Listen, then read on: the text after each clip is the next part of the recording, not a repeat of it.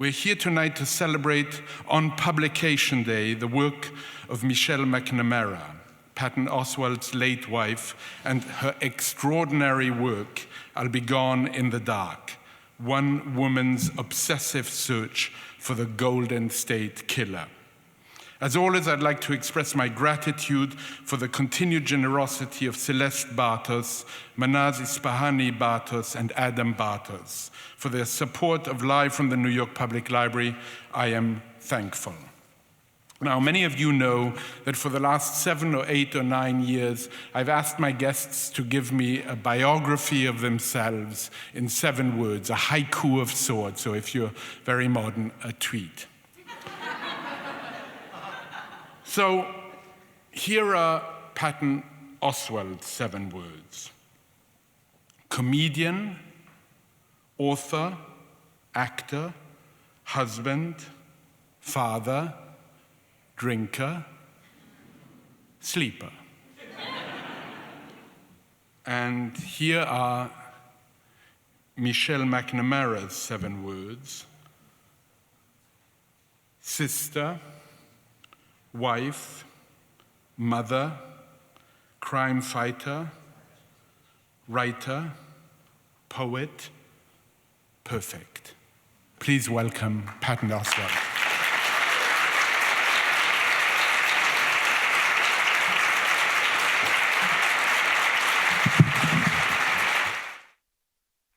Hi, everybody. Thank you. Very well done.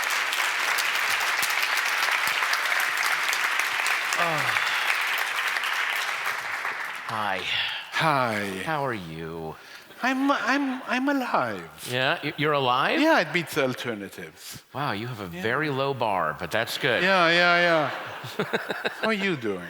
I'm okay. I'm alive. You're alive? Yeah, You have a low bar too. I do. Wow, guys, close your eyes and pretend like Werner Herzog is interviewing me. That's nice. I love his voice. My God. God. Yeah. It's not easy to get. No, it's really not. It takes some time. But look, Yeah. the 7 words you gave me Yes. are the 7 words on Michelle's tomb. Yeah, I mean, that was her. I was trying to distill, exactly who she was, and she can't be distilled. So that was my failed attempt to encompass her, the person that she was, and continues to be for a lot of the people that love her. Putting the book on the grave. Mm-hmm. It must have been something. It was because it's our evening today is an extraordinary evening for many reasons for me. One of them is there should be a 3rd chair here. Or no, she should be sitting here. There should be 2 chairs. You should be talking to her. And unfortunately, you have me, who I do not have the level of expertise and intellect that she had for this subject. So, it's been very, very nerve-wracking and terrifying for me to, it's one thing to get the book published, but then to try to go out and represent what it is, and you don't have the mental tools that she had and the expertise that she had. I'm very much, this is Dr. Watson trying to speak for Sherlock Holmes. It really is. So it's very, I've just been very, very, I'm very happy by today, but I've been dreading it because I don't want to, misrepresent or just not give her work the level of verbiage quality-wise that it deserves. So, well, we'll see. We're gonna struggle through this. But let's hope that we do better than struggle. Yeah, okay, yes. Yes. Let's hope. Okay, yeah. Let's hope Better than struggle. Better than struggle. I think we are ready. I can already see the New York Times read this. Better than struggling. Yeah. Electrifies an audience at the New York Public Library. Okay, well, it was He got through it, said an audience member. But putting the book there, I mean, I thought that gesture was important in a way. It was like reuniting. When they sent me the hardbound copy, I drove to the cemetery that day and I laid it there and just sat and talked with her for a bit and said, it's coming out and you did it. All I did was, at best, what I did was collate and curate. I certainly didn't write or generate this book, and it wasn't even. I didn't even do that great a job of collating and curating, in my opinion, because we had two other guys. Yeah, her researcher Paul Haynes, and then this guy Billy Jensen, and her amazing editor Jennifer Barth. That really, all of us really shaped this and made it a narrative. And I guess a silver lining in all of this is that because it wasn't 100% complete, we had to present it a little bit out of order. It jumps forwards and backwards in time, and I reread it a couple days ago, and I think that actually helps. It shows you the fractured nature of what these crimes did to the people that it affected them, and what it did to the homicide cops, because these cops that failed to capture him and are still looking for him, they're living in 2018, but part of them keeps zooming back to 1979, 1981, 1985, and always will, no matter what they do. Or the clues they missed. Or the opportunities they missed. This guy was held at gunpoint. He was held at gunpoint and he escaped. He was chased. He was on a bike and was chased by a police car and escaped. He was right there. We had him, and he kept getting away. So it's. I want to give a flavor of Michelle McNamara's extraordinary prose. Yes.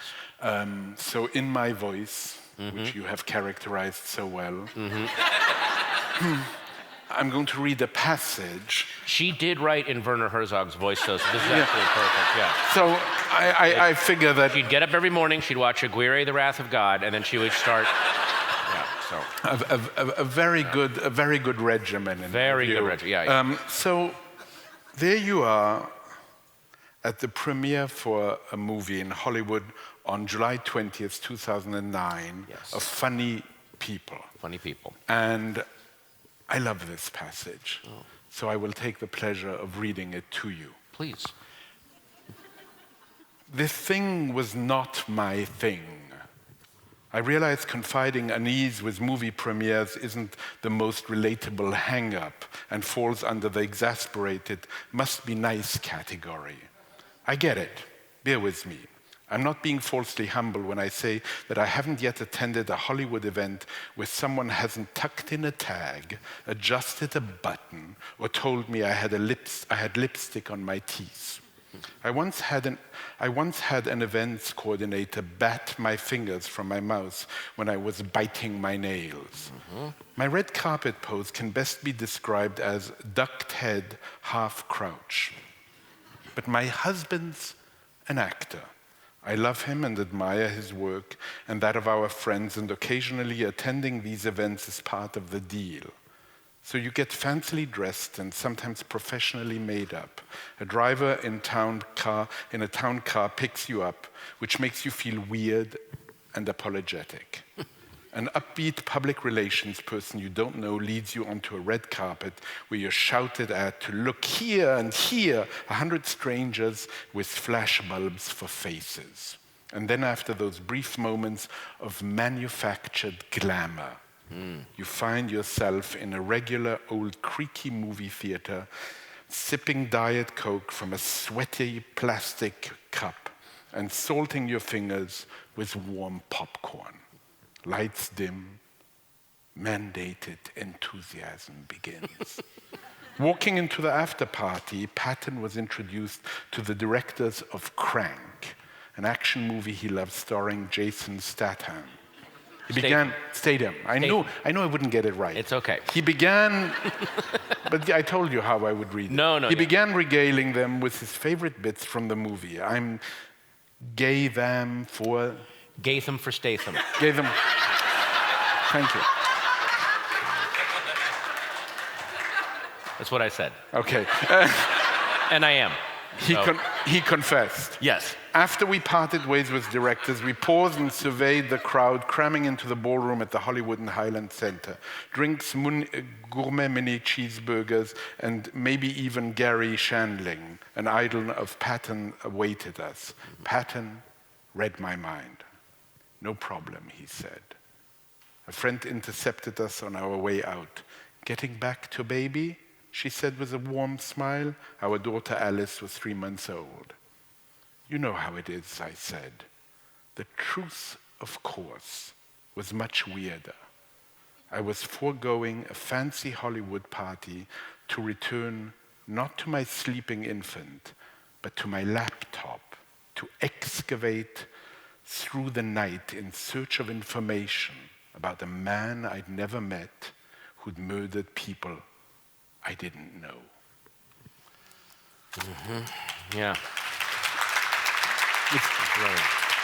It's tremendous. Yeah. It's tremendous, and what it describes for me so well is the nature of that obsession. Yes. Of that obsession that just haunts and, in a way, contaminates everything. Yeah, and there's an even darker passage in the book where she talks about, she re-examines her obsession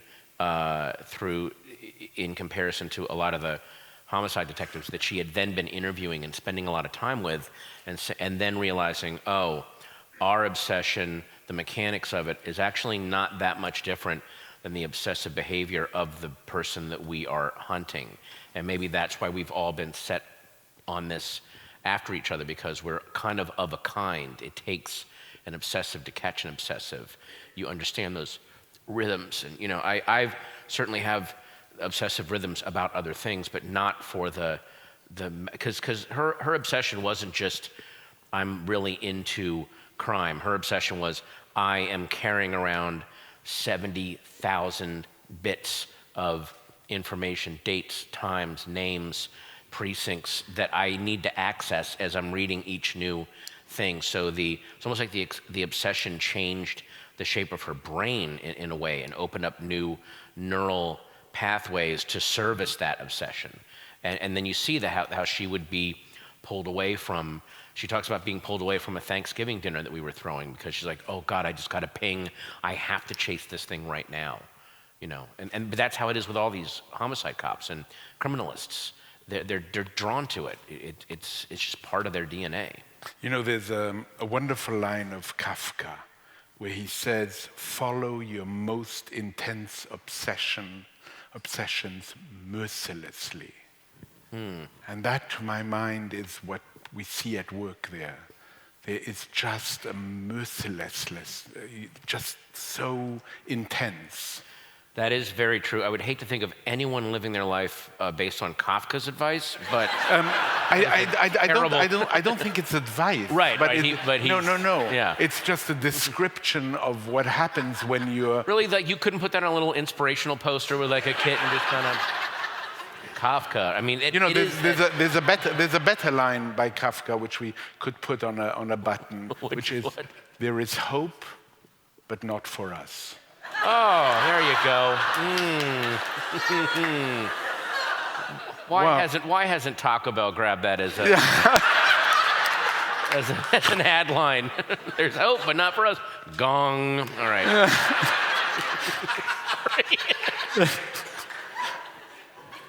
Yeah, I mean, but what I found also very interesting is that whenever she met someone from somewhere, she had this idea, a crime that she knew places based on the crimes that had been committed there and what years, and then she would begin to talk to them and go, well, wow, how old were you? When did you live there? And based on the years they're there, she's like, oh, do you remember hearing? Because she just the very first Sherlock Holmes story is called A Study in Scarlet, and there's a great sequence where Watson is trying to figure out what his new roommate does for a living. He can't figure out what his job is because he's so weird. So he writes down a list of the things that he knows. He's like, doesn't really follow politics or care, doesn't know about astronomy, history, literature, literally doesn't know authors of books.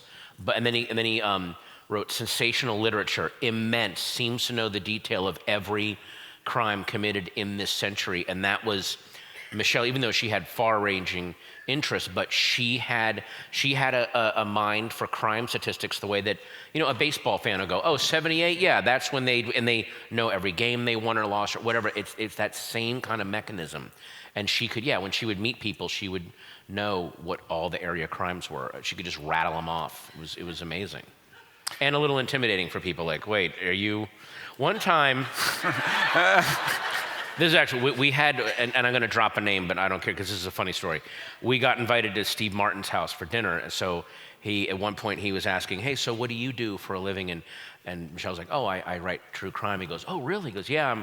And then she talked about this case. She goes, there's this uncaught serial killer who operated in Southern California, like all through the 70s. And then Steve goes, what are you saying? Because I was working every day. I have paychecks. I can show you where I was. Like it got such a huge laugh. And she laughed really hard because that kind of was, sometimes without her meaning to, that was the effect she had on people. Like, wait a minute, why are you giving me all these? I didn't do this. Like, it was just, But you could have. But at one point she says, based on DNA descriptions and geography, Tom Hanks could have been this guy. But then she goes, by the way, the shooting schedule for Bosom Buddies makes him not a suspect. Like, it was just, but I love that she had to add that. By the way, he's not the killer. I thought so.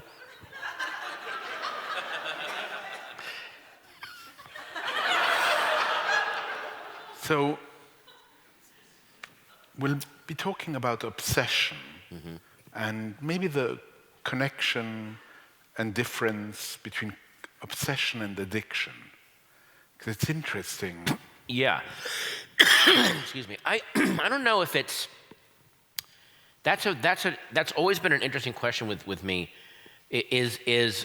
Are the two words by definition? Are you saying that obsession is healthier than addiction, or is at least obsession more autonomous than addiction? Do you have an obsession? Does an addiction have you? It just depends on the way you put it. But there were times when, based on her behavior with this case and how it would draw her away from things, it was, oh, that thing does have you.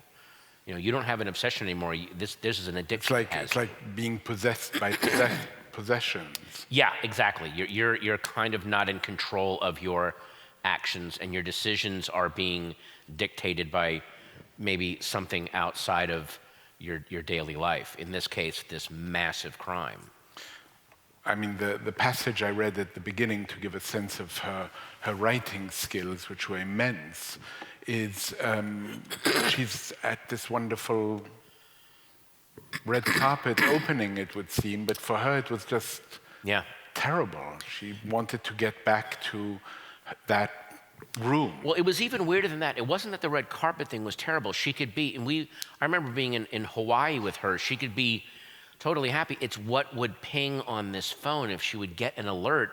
And a lot of these cops would talk about, back in the 70s, they would be at a family barbecue and they would get a phone call, or in the 80s their beeper would go off and they're like, I got it. And it would just be, it wasn't that the thing got so horrible, it was like suddenly I have no connection with this sunshine and joy and fun. I'm gonna go back down into the shadows and hunt for this monster because I just heard a twig snap, I gotta go get him, Your obsessions. My obsession. Your obsessions. Yes. I love what that word said with your accent. Wow. Your obsessions. Okay. Go ahead. Sorry. Your obsessions. If we could look at image number 1, and I'll give it to you. Sure. Perhaps you can tell us a little bit about it. Oh God. Okay. This is a page from my calendar. I think this is around 1995 or 1995. Yeah. This is when I was going to movies. It was usually 2 movies a night, but in this case, as you see, they were showing a Hammer Films festival. So I saw, oh my God, at one point, 1, 2, 3, I saw, 1, 2, 3, 4, 5, 6 movies in one day. That's on the 21st. Started at 10 o'clock in the morning and ended at midnight or beyond. And then that next day, I go get some sleep, and I'm back at 10 a.m. the next day watching I was just devouring films almost because I wanted to see everything. And then, Why? Because I loved watching. I became addicted to watching how a two-dimensional light through celluloid projected onto a screen could lift a group of strangers out of present reality. And I just, that mechanism and that process gave me such a dopamine rush that I wanted to keep experiencing it over and over again. And by the way, I remember very distinctly the movies on the 21st. Everyone that came at 10 a.m., it was the same audience. It wasn't like someone watched a couple and then left. It was all the same group, and no one left the theater, just watching these over and over and over. There was just something about, that was my tribe. I just was pulled to them. And then the next Friday, going to see Leaving Las Vegas and then High Sierra, that was a light day for me. That was no, that was Saturday the 28th. Yeah, I went to see a matinee and then an evening one. That day involved a lunch and sunshine and moving around and, an active day. Dracula and Frankenstein at the Orpheum on the 27th. I went downtown to the Orpheum Theater to watch Original Prince. I just wanted to, it was almost like being a time traveler. These films, whether they meant to be or not, were these pieces of time and motion and people at a certain age, and they were preserved, and you get to look back at them. And just the whole, I don't know, that whole process. And also, the third reason is, and Michelle would say the same thing about her true crime, I ultimately don't know. It's a thing that grabs me, and you go with what grabs you. And that's what it was. So I couldn't even explain it after a while. But, oh, wow, this is when it was really bad, though. Man. This is my... Really bad or really good? Well, it depends. I mean, this is when... If this is a chronicle of a heroin addiction, this is when the 21st is when I was kissing God, and then the 28th is just when I got like a little skin prick one. But but it got really bad after a while. I would say I'm bottoming out later on when I go see, I think Turbulence and The Relic in the same night was when I'm like, hey, I need to get my life back. Why am I? What am I doing on a Friday night? I should be dating women. Why am I? So. And you write a book about the... And I wrote a book about it. Yeah.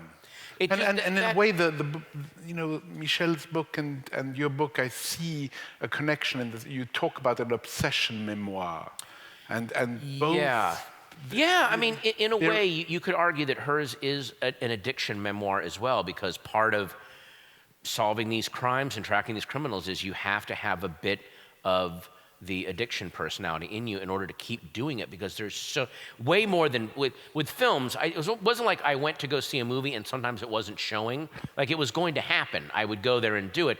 But there were times when she would follow a lead or look at something that was promising and it just went nowhere. And I would find her sitting at her laptop crying, or like, I can't do this. What am I doing? And then she would pull herself together and follow another lead. So. If you don't mind, I'd love to read a couple of passages where she talks about false starts. Oh, yeah, and those were the worst. As I've said, falling for a suspect is a lot like falling, the first surge of a blind love in a relationship. Focus narrows to a single face. The world and its practical sounds are a wan soundtrack to a powerful, silent biopic you're editing in your mind at all times. No amount of information on the object of your obsession is enough. You crave more, always more. You note his taste in shoes and even drive by his house, courtesy of Google Maps. You engage in a wild confirmation bias. You project a middle-aged white man smiling and cutting a cake decorated with candles in a picture posted on Facebook isn't celebrating his birthday, but holding a knife. Mm-hmm. And it was weird how you mentioned that, because a lot of the language that these detectives would use, and then she ended up using, was the same language of a crush or the beginning of a relationship. They would say, hey, this guy's looking really good. I'm liking this guy. This is, and they would literally say it like that, like, ooh, like I hope this guy doesn't let me down, but he's looking really good right now. And then eventually something would happen, we're like, oh, it was the same way where you're falling for someone and they do something and you're like, but I saw her in a Trump hat, so yeah, I gotta, like that. But it was that same thing, like she would go, oh, this guy is so good. Oh no, and then we just found records. He was in jail for this time, so that, well, he blew it. And they would talk like, he blew it. He had it. He blew it. It's his fault.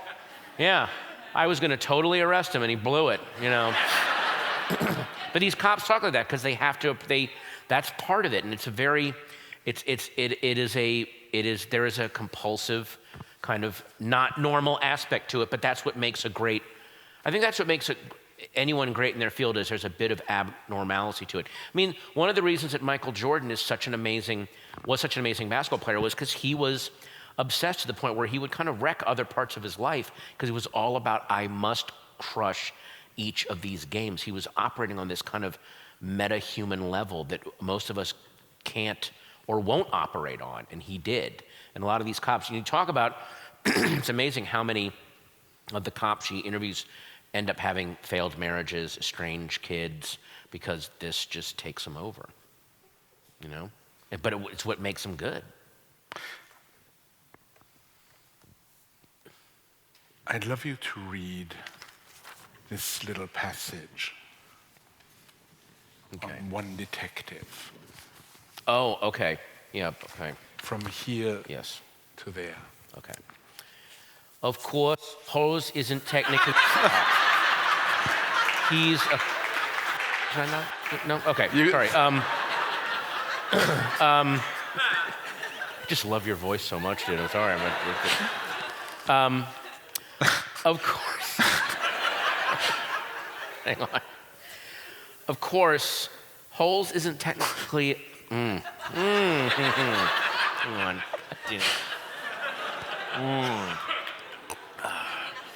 Absolute. Of course, Holes isn't technically a cop. He's a criminalist, chief of the county sheriff's crime lab. But I've been spending a lot of time with cops, and he reminds me of them. When I say cops, I mean specifically detectives. After spending enough hours with them, I've noticed a few things about detectives. They all smell vaguely of soap. I've never met a detective with greasy hair. They excel at eye contact and have enviable posture. Irony is never their go-to tone. Wordplay makes them uneasy. The good ones create long conversational vacuums that you reflexively fill, an interrogation strategy that proved to me, through my own regrettable prattle, how easy confessions can be elicited. They lack facial elasticity, or rather, they contain it. I've never met a detective who pulled a face. They don't recoil or go wide-eyed. I'm a face maker. I married a comedian. Many of my friends are in show business.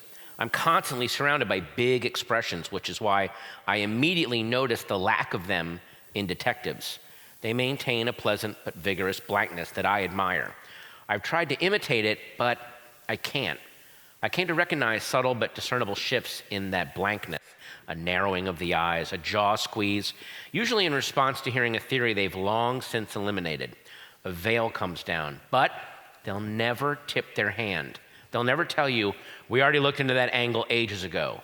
Instead, they'll just absorb it and leave you with a polite, huh. Fantastic. Yeah. And it shows you that level, the level of detail to her observations. She was just as closely observing the hunters as she was this phantom profile of the hunted, because that just as much that informed who they were going after and what they were chasing. And the fact that she noticed all that was amazing. Well, she was an extraordinary physiognomist. Yes. Yeah, she was very, very good at watching people, reading people. And it was a skill that I saw hone and develop itself as the years went on. And that because she would, watch how these guys would operate, and it kind of changed how she would, converse with people if she was trying to get information out of them or was suspicious of something. Or I remember if we would go to parties or a dinner, on the drive home or afterwards in bed, we would sit there and just go, and I go, so what did you observe? She goes, well, I think, this might, they may have that marriage might be a little troubled. Did that make you nervous sometimes?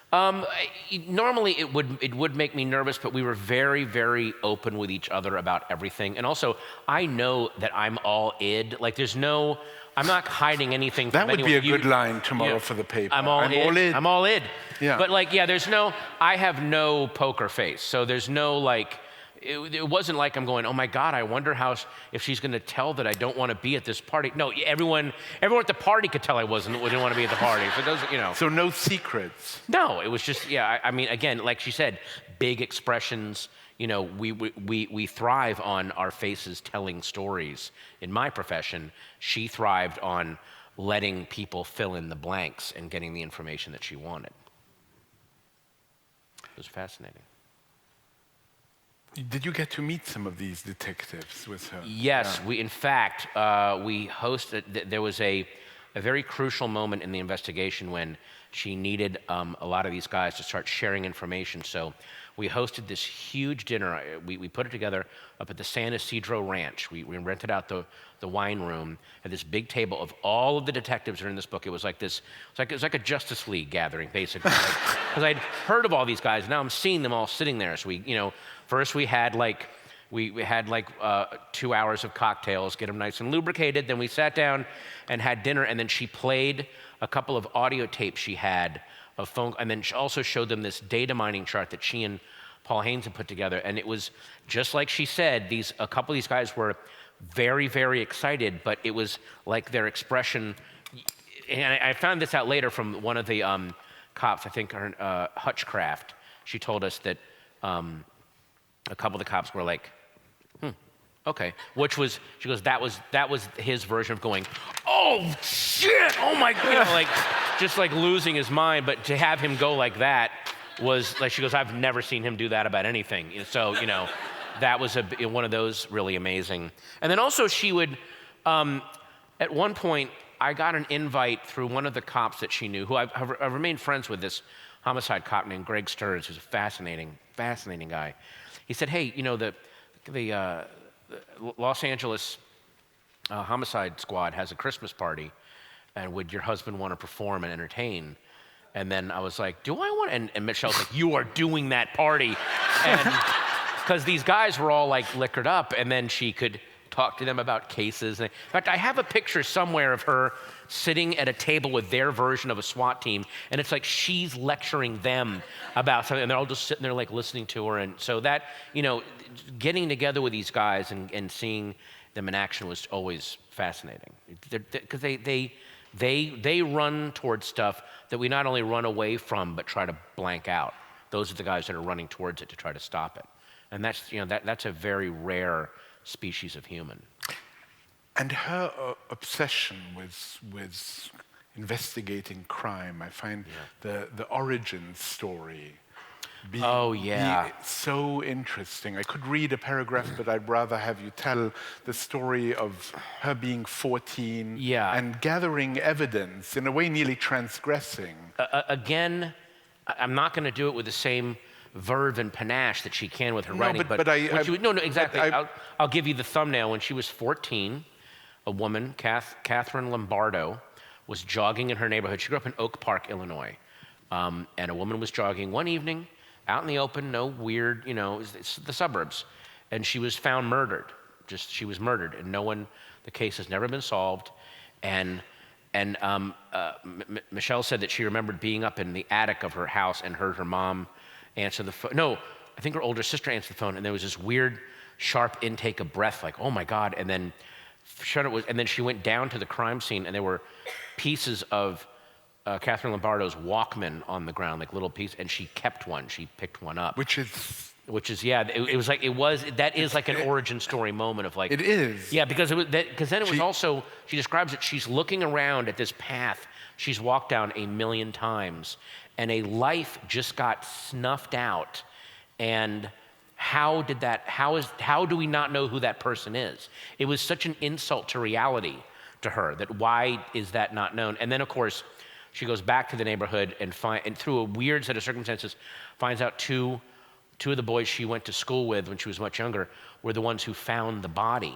So she goes back and talks to and finds out some very disturbing things about what was going on that night, and that could be a whole other. But basically, these two boys think that the killer was standing there with them, acting like, "Hey, what just happened here?" Because he just kind of appeared out of nowhere, and then he was living in the neighborhood, and then moved away the next week. And she left the country. And she couldn't stand the fact that why did exactly? And so that was the beginning of that, And again, and there was a weird link to the Golden State Killer because again, these crimes, they were so brazen. It was in suburbs, high security, well trimmed, houses with the people. How is this guy not caught? So that you see the origin and then you see its effects when she's older. Could we watch video number 1? Michael Jackson's Bad. I love this one. This is a really cool video. Serial killers don't often break into people's houses and kill them. That's actually pretty unusual. And he was, first and foremost, it seems to me, a burglar, a cat burglar. The way he walks around people's houses and the way he destroys them and sort of hangs out and eats, there's something so psychologically fascinating about that to me. And it's so I am king, and how this is it's so unusual to have someone who just actually wants to ruin your home. It's like it's like he got to the emotional center of people's lives and just wanted to destroy that, rather than that's why I just don't think this is like pure sexual sadism. I think there was something else going on there psychologically, and I don't know if it was just the pure need to instill terror or what it was, but hopefully someday we'll find out. Yeah. Some of the details of these crimes go so far beyond breaking and entering and murdering. There are other levels to this guy's pathology that are made it even more terrifying. He wanted to not just kill people, he wanted to terrorize the survivors, he wanted to terrorize their loved ones, he wanted to terrorize the whole community. And he wanted to leave this imprint of horror, basically. And you really get that sense in some of the, the fact that, there's at one point, he would break into houses early and case it out for weeks ahead of time and leave ligatures and ropes and stuff, hide them in the house to have them ready when he would, and one day, one afternoon, a woman was cleaning up her house and she was vacuuming and she lifted the cushions on the couch to vacuum it, and his ligatures and handcuffs were there. He was getting ready to break in, but and just like that kind of stuff was just terrifying. There was a huge meeting. I believe this was in Sacramento, giant community meeting when at that point he had committed 30 rapes or something, and he hadn't been caught. So there was a huge. The police had a big public meeting, and some guy stood up and was like, I'm disgusted with the men of this community, how they're not defending their wife, because he would tie the husband up and then rape the wife. And he goes, if this guy tried to break into my place, I would, kill or something. And then him and his wife were the next victims, which means he was watching in this. But I don't know if it means that, but that really makes you feel like he was watching this meeting. He was in the room, and it's why a lot of times at crime scenes, police will photograph the crowd surreptitiously because a lot of times the killer's hanging out there, And it's just, there's all kinds of, I'm going to be in Portland next week at Powell's bookstore, and one of the things that they told me was, whenever they do... One of my favorite bookstores. It's the incredible bookstore on the I planet. once went there, and I was interested at that point in the history of medicine. And I asked them, do you have any books on the history of medicine? And the man there said, what period? Yeah, exactly. We literally, it's a bookstore the size of a city block. It's incredible. But the guy, I've done readings here, and I'm going to do a reading next week, and they're like, well, whenever we do true crime stuff, whoever's doing the reading and the Q&A, we have their, because I did like my movie book in the round, but they go, true crime, you're going to be standing against the wall, because a lot of, when Anne Rule, who wrote Stranger Beside Me, would do readings, they've photographed her crowds, and early on, Gary Ridgway, the Green River Killer, went to all of her readings and was in the crowd watching. So whenever they do stuff, there are undercover police photographing the crowd because there could be potential. I mean, just these guys, it is a different, very mutant form of humanity that is kind of roaming the quiet countryside. And you really get, especially the fact that this takes place in the 70s and 80s in sunny, laid-back California, and she really touches on some darkness that was right there, that kind of, it bubbles its way up through all these police reports. She keeps reading like, oh, wait a minute, there was some bad stuff going on. And this guy was just wired into it, I guess. And there you are, 5 years old, with your own first encounter. Oh. So if we can just look at clip number 2. Oh, there's me.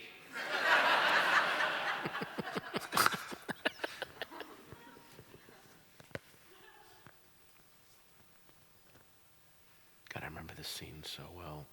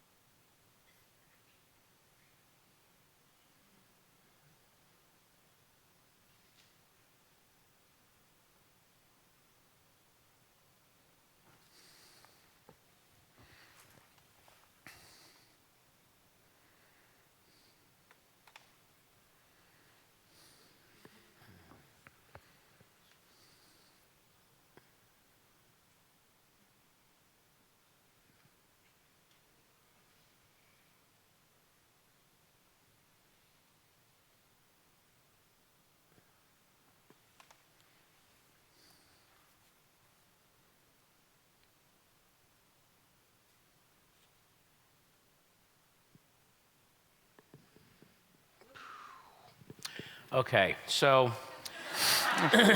and this took place, what I'm about to tell you takes place in a library. You know that, right? Yeah. I was living in Tustin Meadows, California, 5 years old, so it's 1974. They had a kids' day at the library.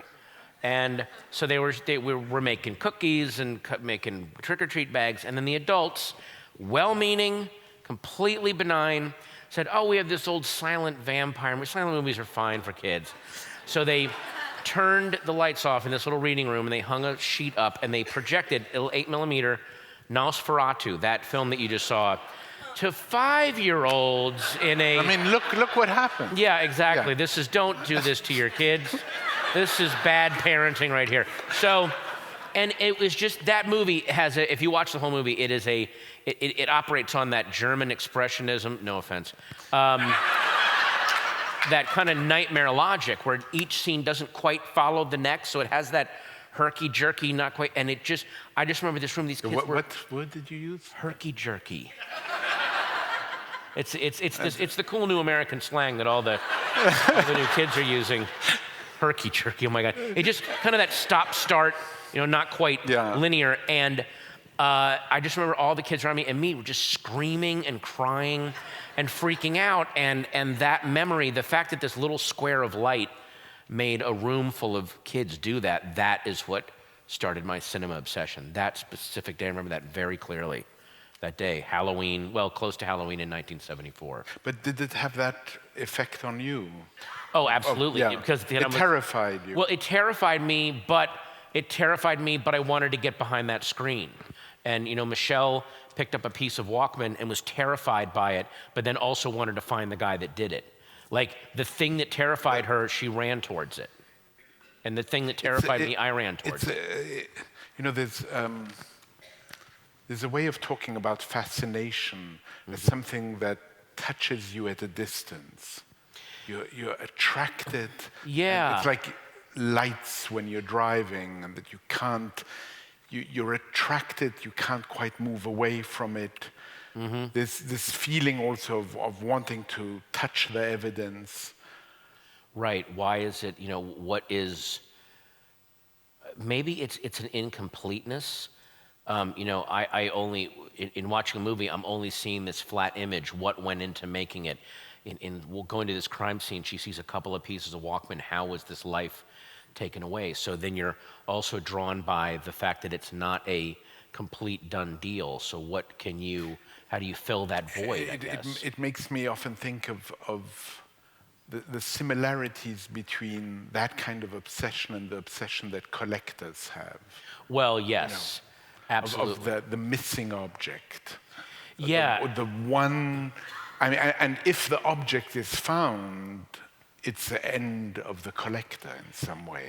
Right. So there needs to be the elusive object. There needs to be the one thing that you need to have the Maltese Falcon, the thing that can't be found in cinematic terms, or you need the Jack the Ripper, the Zodiac, the one that it's right there, but it'll never totally be there. And in a very, very creepy sense, I guess you could say that the Golden State Killer he was clearly trying to complete some broken circuit in him by repeating these rituals over and over again, but it was either he died or, like in the case of Jack the Ripper, that last murder of Mary Kelly was so ferocious that people think he might have actually horrifyingly scratched that itch by doing something at that level of violence and horror.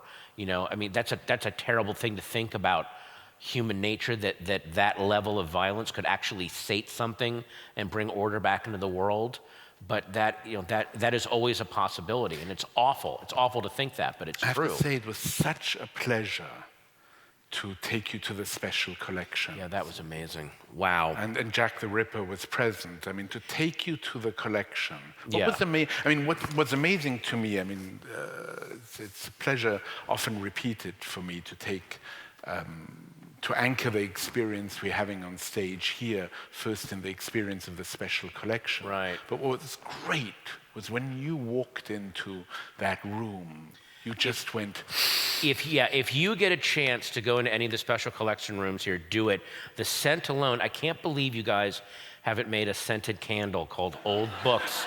You would make a fortune.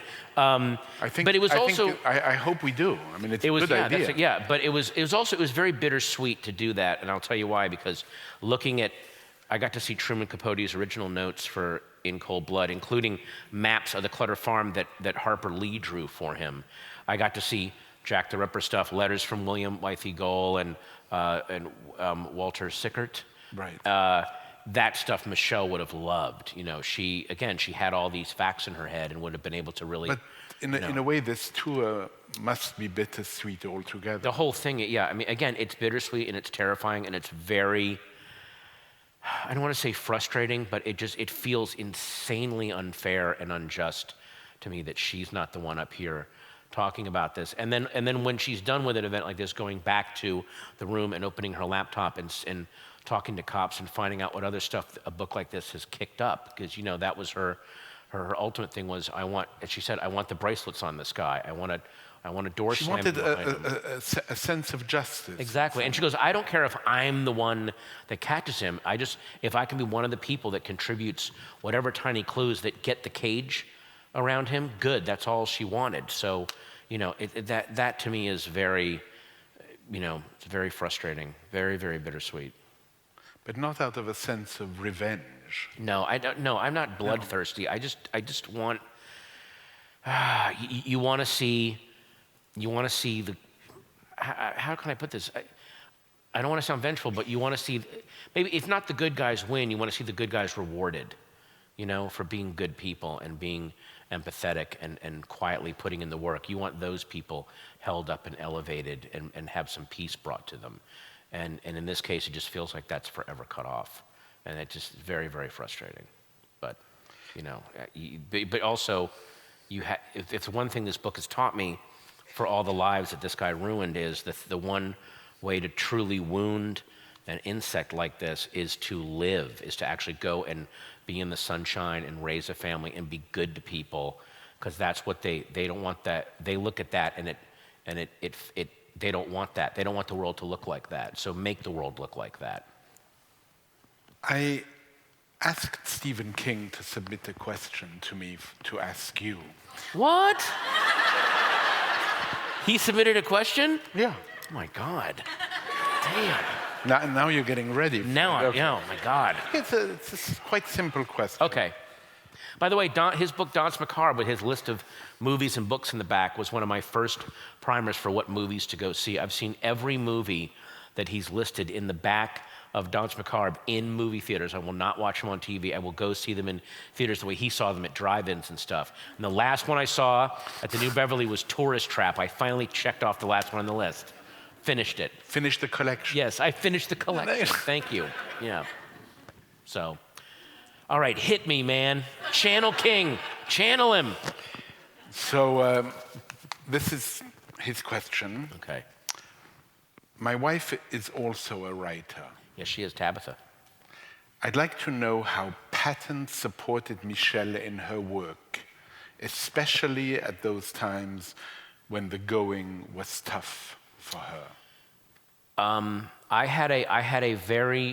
My attitude became whatever you need, no questions asked. So if there were times when she's like, I just need to know that you're in the house while I'm working. I don't want you traveling for a while. I want you home. Or conversely, there were times she was like, can you take Alice on a 2-week vacation? I have got to open up some really horrifying case files. I don't want her walking in the room when these are spread out all over the floor.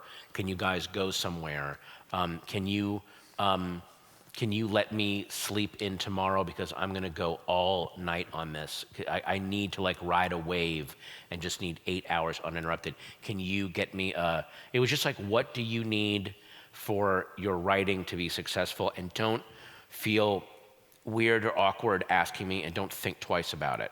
Like that became my attitude, because this was a very, I just understand that the creative process, you need sustained concentration and solitude. That is the most crucial thing. If you don't have those uninterrupted hours, even if it's just to dick around, but you need the dicking around to get to the deep stuff. So I was just that's what I would do. It was all about, do you need noise and light in the house? Do you need the house to be silent? Do you need to go somewhere? Do you need to be here while we're gone? Whatever you, so it was almost like I told her at one point, I'm like, pretend I'm your butler. I'm going to be your butler, and what do you need the house to be? What do you need in the morning brought up? That's what I would do. And it was kind of cool being a butler. If you guys are married or in a good relationship, go like, hey, I'm going to be your butler this week, because it actually it'll help you organize and smooth out a lot of the chaos in your brain. And if it you're might ordering help the relationship. Exactly. Yeah. If you're ordering someone else's life, be the Jeeves to your loved one's Wooster. It is an amazingly therapeutic thing to do. So that's what I would try to do. The mother load. Yeah.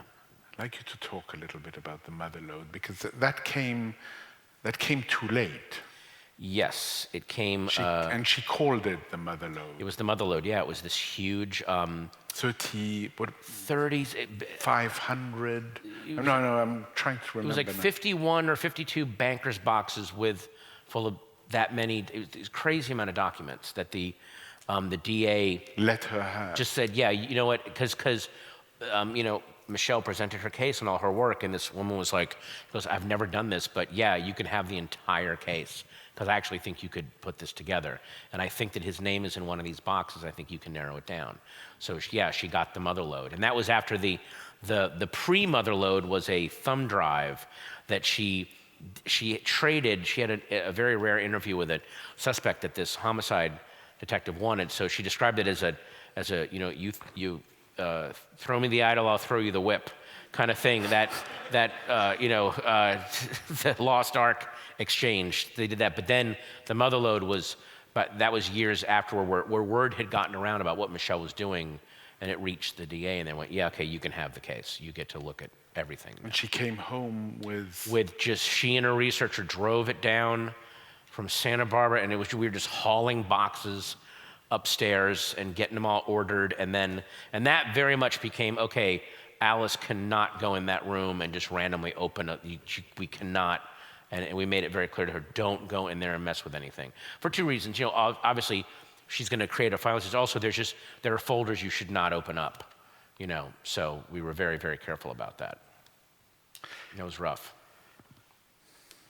The roughness also was the fact that she couldn't complete the search. She didn't get to read every document like she wanted to, and that is always,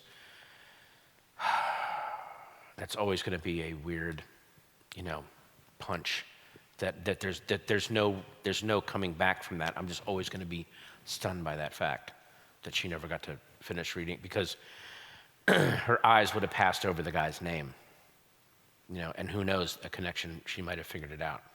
But it was just, I don't know, it's really sad.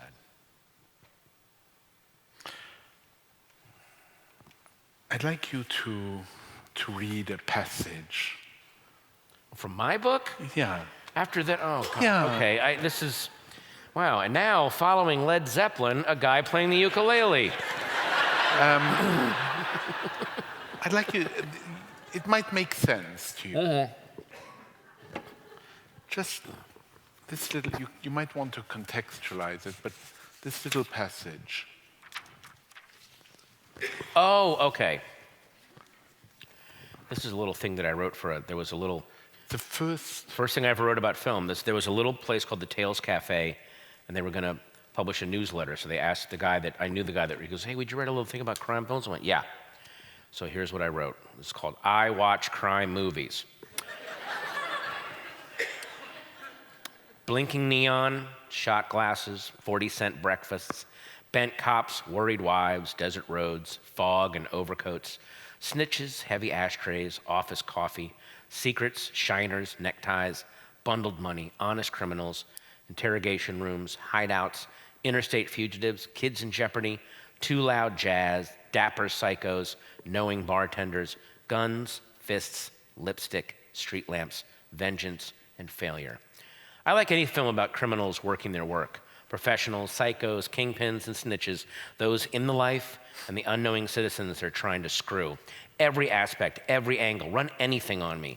As long as it's about someone deciding to cross the line and then trying to get away with it, you've got my attention. Crime, crime, crime.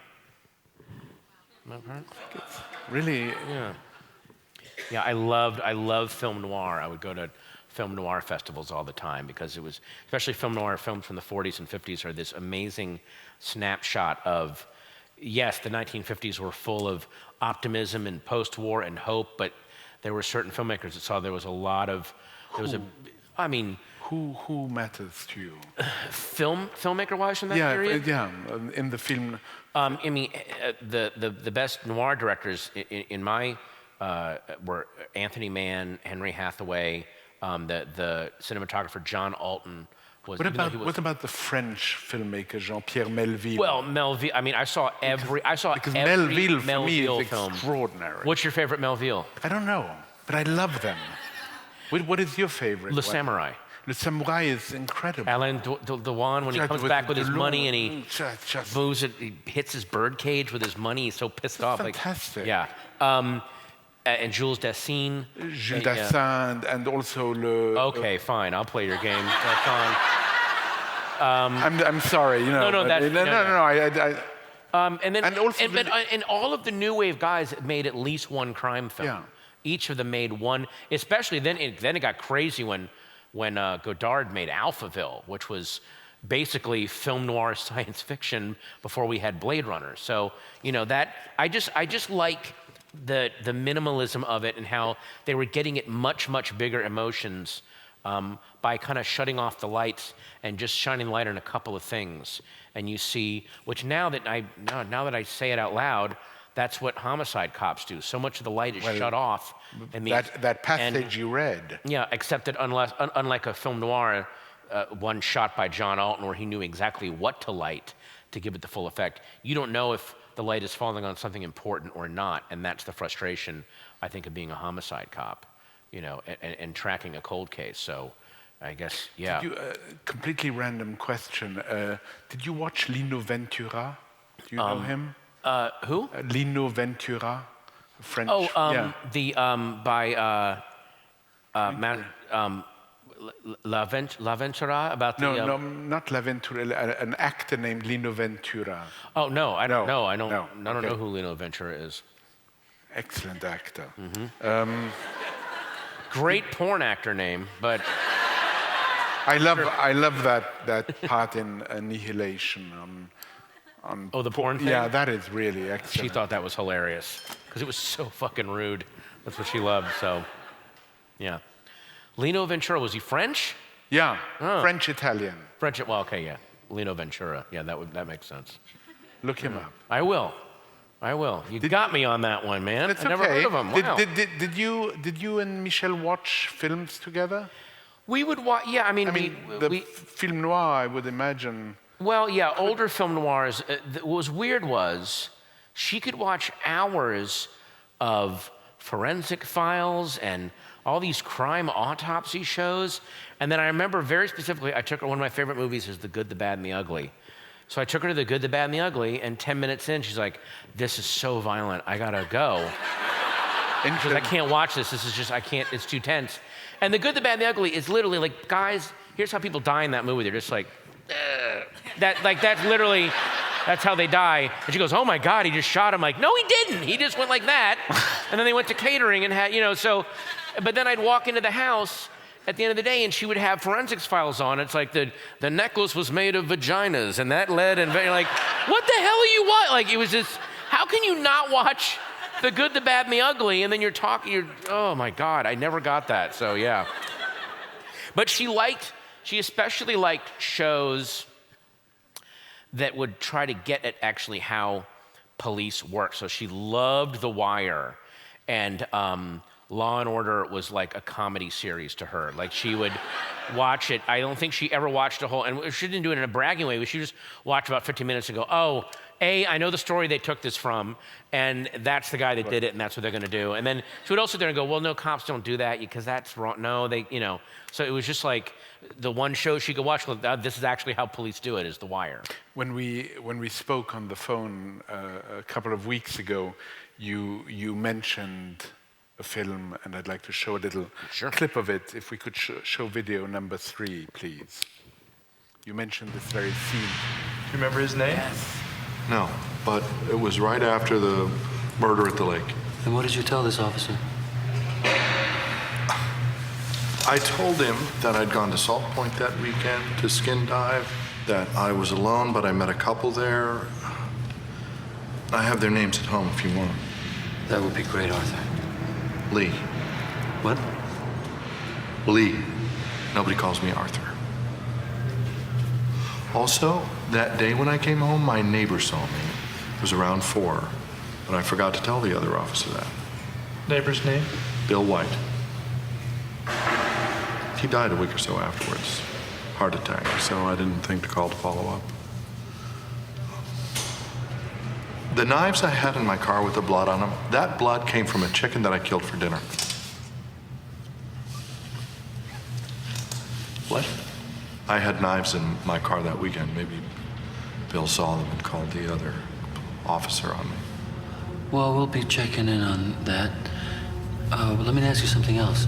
Were you ever in Southern California at any time in 1966? Is this about the Riverside killing? Yes. Well, I guess I was there around that time. I used to go down there a lot. I like the auto races. Foreman says that you're ambidextrous.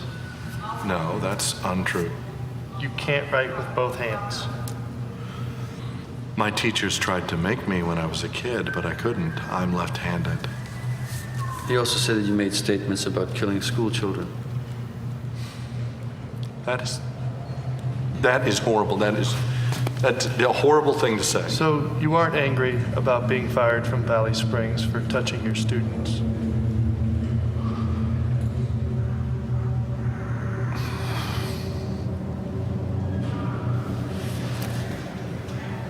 I'm not the Zodiac. And if I was, I certainly wouldn't tell you. Yeah, that scene is that everything that I was talking about, that she told me about, you see, they sit there silently, let him start talking and be nervous. And it's also that thing where, oh my God, there's all these little things that he's good for it. When he's looking at the shoes, that's the footprints. He's wearing a watch that is Zodiac. And then he kind of taunts him at the end, and it's that frustrating thing that cops go through where this guy's so good for it, but there are 2 or 3 things that check him off as not being the guy, and there's nothing they can do, and it's so frustrating. And that scene has an even more frustrating conclusion later in the movie. That's another movie, and she loved the tagline of it too. She goes, that movie is, "There's more than one way to lose your life to a killer. You can be killed by him, or you can become obsessed by him, and it can destroy your life, like it does Robert Downey Jr.'s character in that film. And like it does Jake Gyllenhaal in a way. It doesn't destroy his life, but it messes it up for a long time because he cannot let it go. So, you see the damage that these people cause. Yeah. We're back to that level of obsession, to being either you are possessed by it or it possesses you. Right. When Michelle died, you say you were on the edge of hallucination.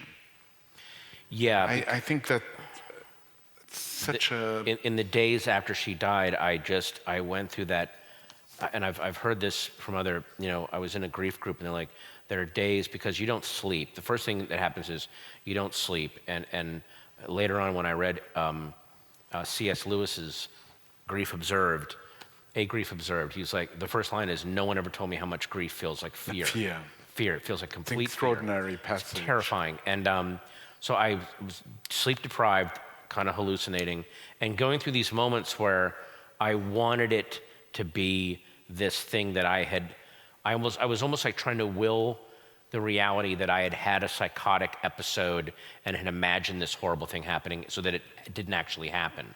And the only time I remember that was, and I don't want to sound glib, but it was the days after 9/11. There were moments when I was like, wait a minute, that didn't really happen, did it? That's so beyond, you know what I mean? So there was that kind of feeling, and I was just, because all I was doing was just living for Alice and trying to be there for her. And for some reason, there was a lizard part of my brain that was like, well, don't fall asleep.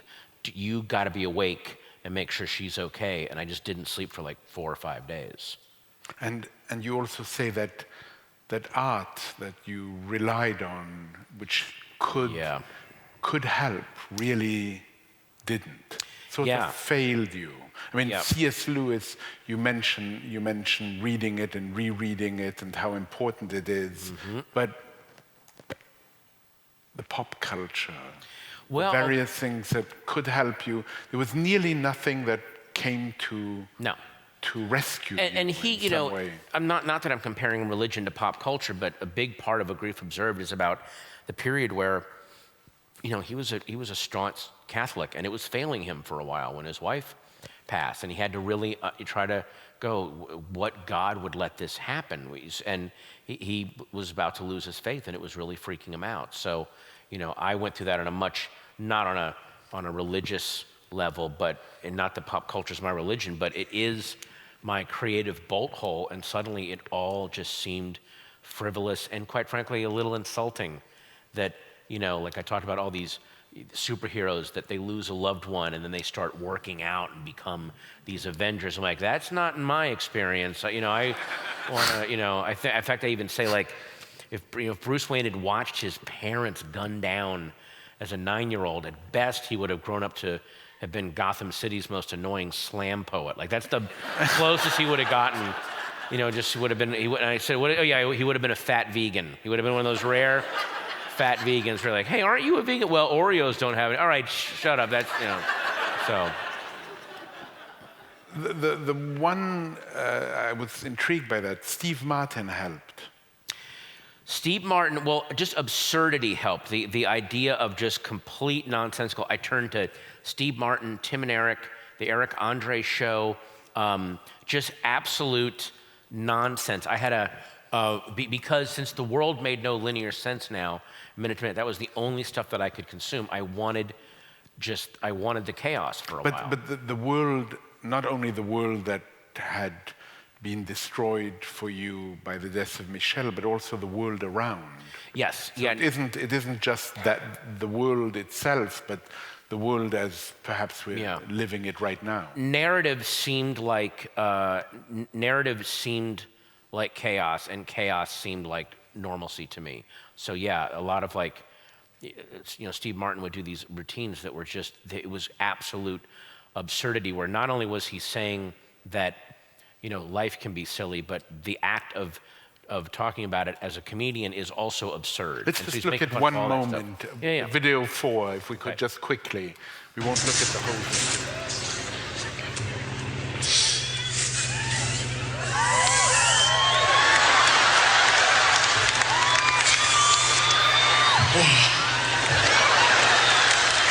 I feel great. Whoa.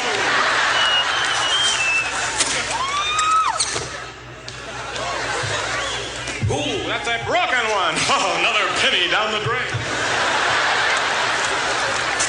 See, I always fill up the balloons with words, and if they pop, they go, God damn it.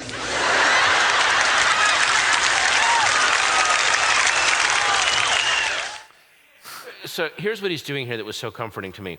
He's on stage in this natty white suit, hair perfect, and he has that tone of just authority and control, and everything he's doing is so dumb and childish, and that is how I felt. Like I was so sure and wise and intelligent about all these things, politics, literature, and then suddenly all of that had been blown out the window. Like I just felt completely useless. So to see a guy kind of making fun of that and finding joy in that absurdity and in that failure, it was very, very helpful to me. As we slowly wind down, Michelle dies.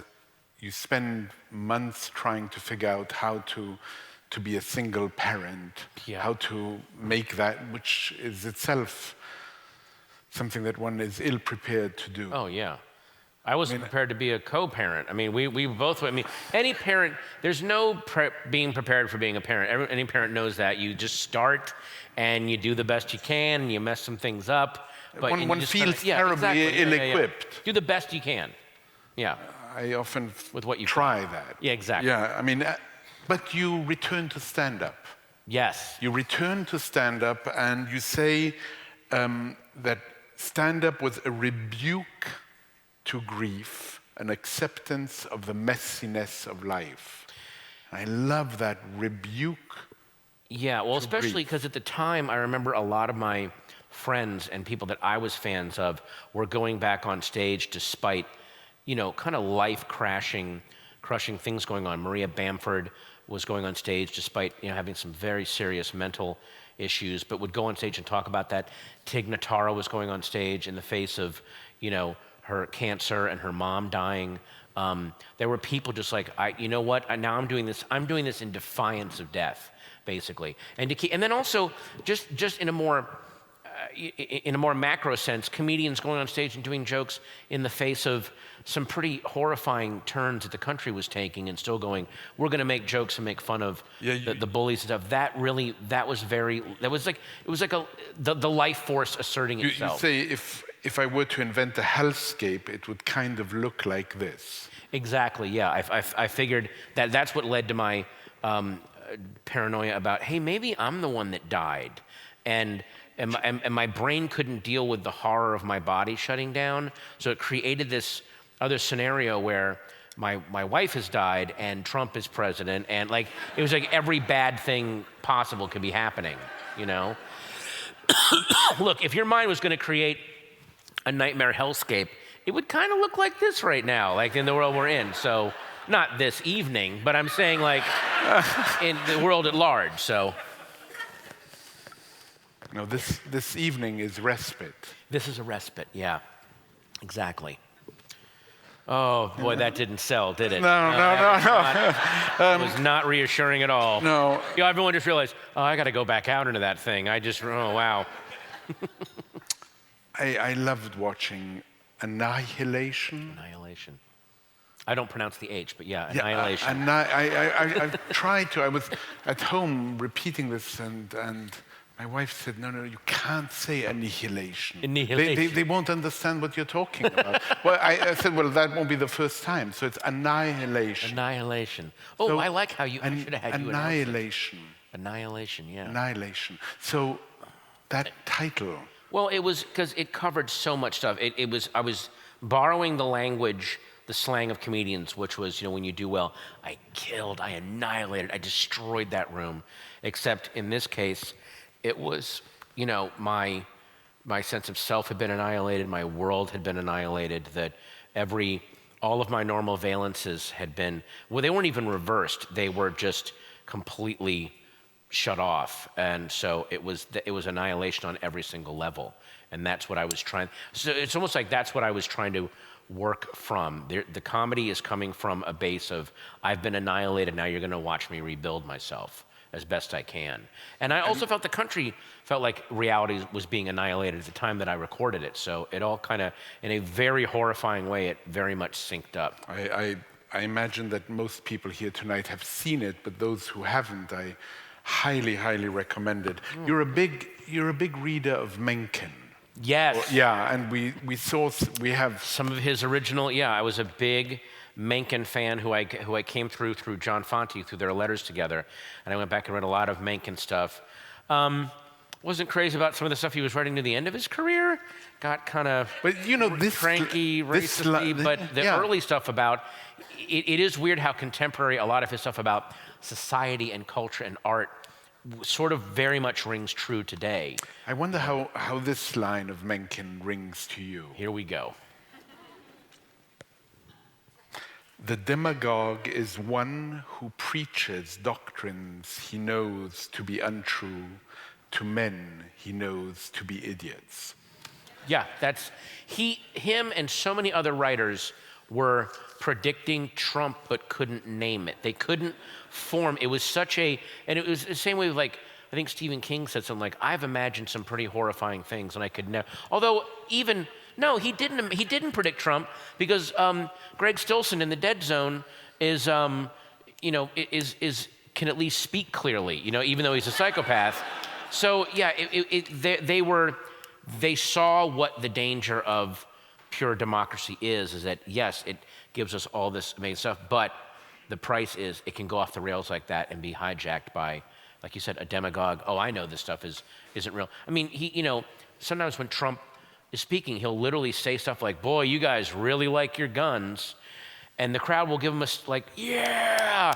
But it's like, did you not hear his tone where he basically went, you fucking idiots. All I got to say is you like your guns and you'll cheer. Like, it's this weird, so to see that in action and the kind of stuff that like an H.L. Mencken would write almost as satirical, but now that's our reality. We are living in a reality that H.L. Mencken would have rewritten for being too sloppy. That's where we live right now, And we live in a reality also where we're distracted from distraction by distraction. We know. Wow, we're distracted by distraction. Yeah, but I mean, you in the beginning of... Now I'm really bummed out. In the beginning of Annihilation, you mentioned that about Twitter. What might have happened in the last 10 seconds. Yeah. Oh, when we're done, I'm going to go backstage and immediately go on Twitter and go, God, what did he do? We okay? Okay, good. So I will. There's a columnist in the New York Times named Charles M. Blow. He's a great columnist. And he said that the basic rhythms of reporting have been so thrown off whack because the lunches that we used to take where journalists would get together, compare notes, talk about a bigger story they were developing. You can't do that anymore. There is no biggest... Well, not only that, you can't take an hour off anymore. You have to run to the break room, nuke a cup of noodles, and run back to your computer and refresh Twitter to see what the new breaking story is because you'll miss some huge, horrifying thing that's happening. And I think it's hurting... Or not happening. It's like it's hurting the mass mind of the nation to be living like that. I don't know how much longer we can sustain it. I really don't. So, buy the book while you can. I don't know what to say. Oh my God. I'm just bumming the whole audience out. At the very end of Annihilation, Annihilation. It's like a quotation of Michelle McNamara that mattered very much. Yeah. That life is chaos, be kind. It's chaos, be kind. It's chaos, 4 words, yeah. Be kind. Mm-hmm. And it's, to my mind, that is really profoundly important because we often think of kindness as a weak quality. when in fact it's anything but. You know, the origin of the word kind is of kin. Yeah.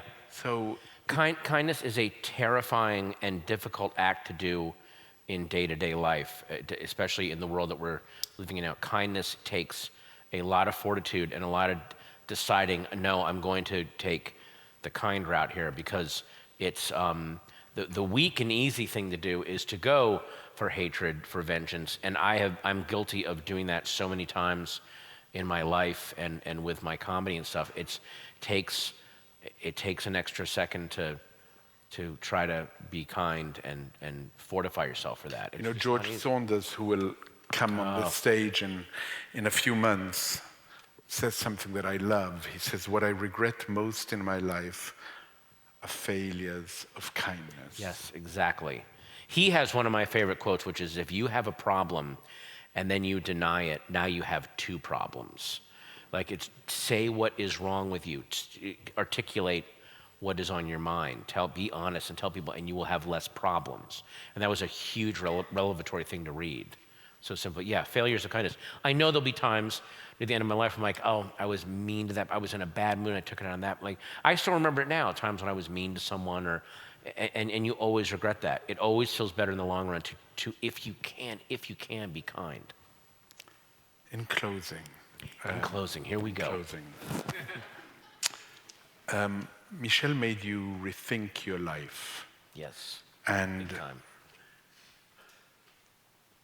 She said, you write in the postface to your book, you say, the mind for investigation and logic, the heart for empathy and insight. She combined those two qualities in ways I'd never encountered before. Without even trying, she made me rethink my own paths in life, my own way of relating to people and the things that I valued. How so? Because instead of saying how one should live a life or what one should do or how one should comport oneself, she lived it, and so without saying it, it made me want to, okay, let's try to be a better person, because look how this person is living and look how it affects the people around her. And you want to, it's very, very rare when you find that, which sometimes makes things a little surreal for me these days, because I am one of those rare people that's found it twice, with Michelle, and then I remarried last year to a woman named Meredith Salinger, who is another elevated soul that I've met, that again, without outlining a design for living, has shown you, and so it's, in a weird way, it's almost like, because I encountered someone like Michelle, I was able to recognize someone like Meredith, and how rare and amazing she is. So, when you see those people, try to, elevate them and make sure that they're a part of your life, because it makes your life better. The only way that we will down the line improve your life, and I found this out, is you can have all the money you want, but if you surround yourself with assholes, you'll have a shitty life. But if you cultivate it's like John Waters always said, he goes, no, I'm not a multi-bajillionaire, but I have the greatest treasure in life. I never have to work with assholes. I just work with whoever I want to work with. I know that line. And I know a lot of very, very successful people that are miserable because part of their success requires them to give a chunk of their time to horrible people. And that's just not, at the end of your life, you're like, my God, I wasted all that time with these douchebags. And I'm very lucky so far that I don't have to do that. So the answer is to surround yourself with people who bring out the best in you. Find the quietly elevated ones and teach yourself. You won't be able to recognize them at first, but spend your life learning how to spot them. It pays off massive dividends. It really does. And then you'll be able to pay off massive dividends to other people by helping them out, because you'll emulate these people that you're surrounding yourself with. So, Patton Oswalt. Thank you.